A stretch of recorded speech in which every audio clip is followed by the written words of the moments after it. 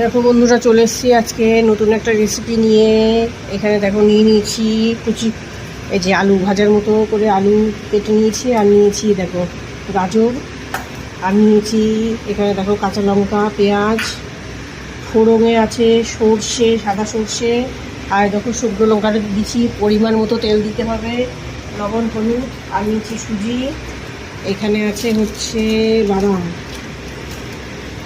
এই রান্নাটাতে বাদাম দিলেই ভালো হয়, অন্য কিছু দিলে অতটা ভালো লাগে না খেতে, বাদাম দিয়েই খেতে ভালো লাগে। যদি চাউমিন হতো তাহলে মটরশুঁটি দেওয়া যেত, মটরশুঁটি আমার ঘরেই আছে, কিন্তু এটাতে বাদামই যাবে, মটরশুঁটি অতটা ভালো লাগে না। দেখো শুকনো লঙ্কাটা আগে দিয়ে দিয়েছি, ক্যামেরাম্যান আসতে দেরি করেছে, এবার দিয়ে দিলাম সর্ষেটা।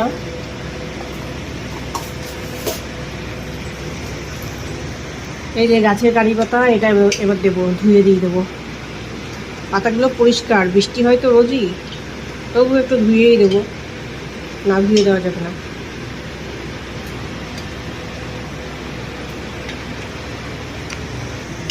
এবার দেখো কারি পাতাটা ভালো করে ধুয়ে নিয়েছি, পরিষ্কারই ছিল, রোজ বৃষ্টি হচ্ছে, পরিষ্কারই ছিল, তাও একটু ধুয়ে নিলাম ভালো করে। এবার কারি পাতাটা দিয়ে দিলাম।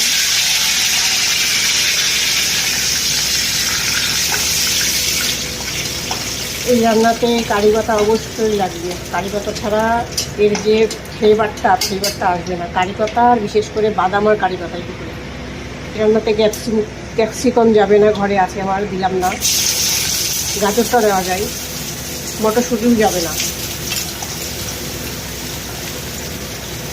যারা নিরামিষ খাও তারা পেঁয়াজটা স্কিপ করতে পারো, আর ডিমটাও স্কিপ করে যাবা, আমি ডিম দেবো, ডিম দিলে টেস্টটা ভালো আসবে।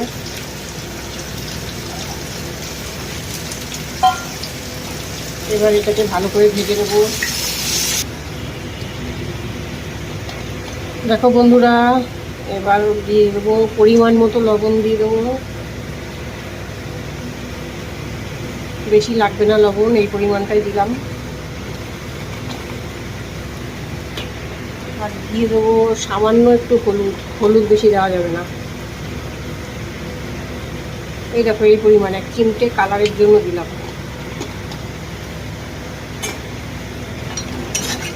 এটা যেহেতু সাউথ ইন্ডিয়ান রান্না, এটাতে অবশ্যই কারি পাতা লাগবে, সর্ষে লাগবে, শুকনো লঙ্কা লাগবে, আর বাদাম। এই যে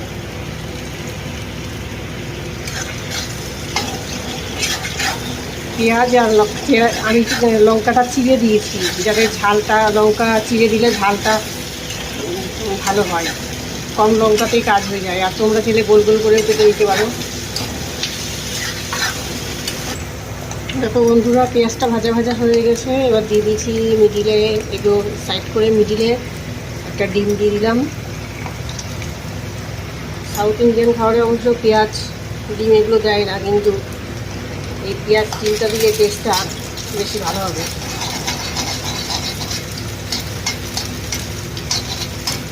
ডিমটা ফ্রাই করে নিচ্ছি মিডিলে দিয়ে। এবার দেখো বাদামগুলো দিয়ে দিচ্ছি, বাদাম ভাজাই আছে, এই জন্য ভাজবো না, ভাজলে করে কালো হয়ে যাবে।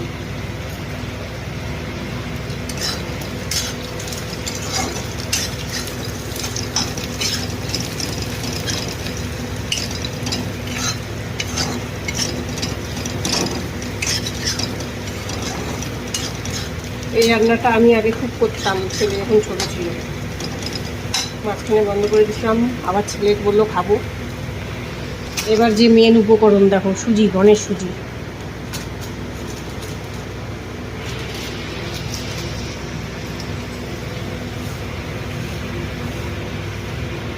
সুজিটা পুরোটাই দিলাম, এখানে বেশি সুজি নেই, 250 গ্রাম সুজি আছে, পুরোটাই লাগবে।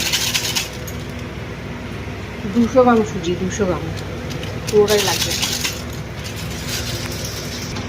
সুজিটা একটু ভালো করে ভাজা ভাজা করে নেবো, নাড়াচাড়া করে, তারপরে জল ঢালবো,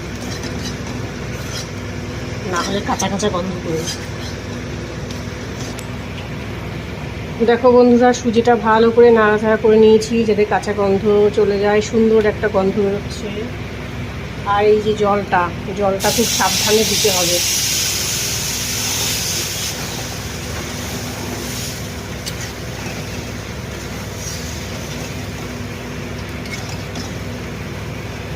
জলটা সাবধানে না দিলে খাবারটা পুরোপুরি নষ্ট হয়ে যাবে।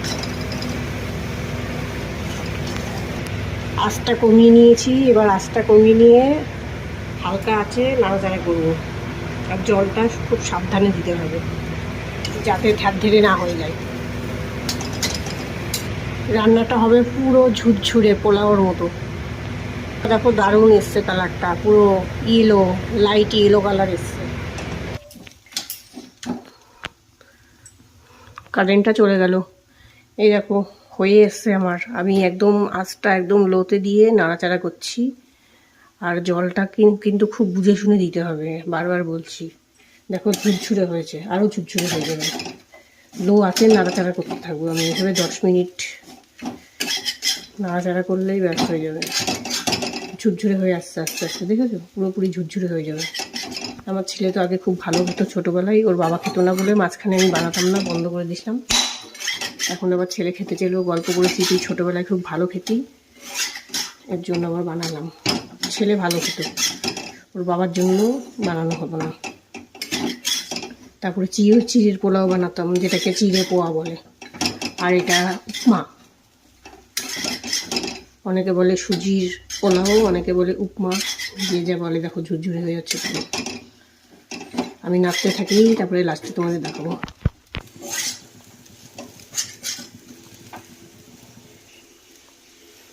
দেখো বন্ধুরা ঝুরঝুরে হয়ে গেছে পুরো, দেখেছো? 10 মিনিট ধরে কম আঁচে নাড়াচাড়া করলাম, পুরো ঝুরঝুরে একদম পারফেক্ট। আর এই দেখো সাদা সাদা, বলো তোমরা ভাবতে পারো যে সাদা সাদা এটা আবার কোত্থেকে কি আসলো। এটা একটা ঘরে সিদ্ধ ডিম ছিল, এটাকেও কেটে কেটে ছোটো করে কুচি কুচি করে দিয়ে দিচ্ছি। এখনও কারেন্ট আসেনি, কখন আসবে জানি না। সবাই ভালো থেকো, টাটা।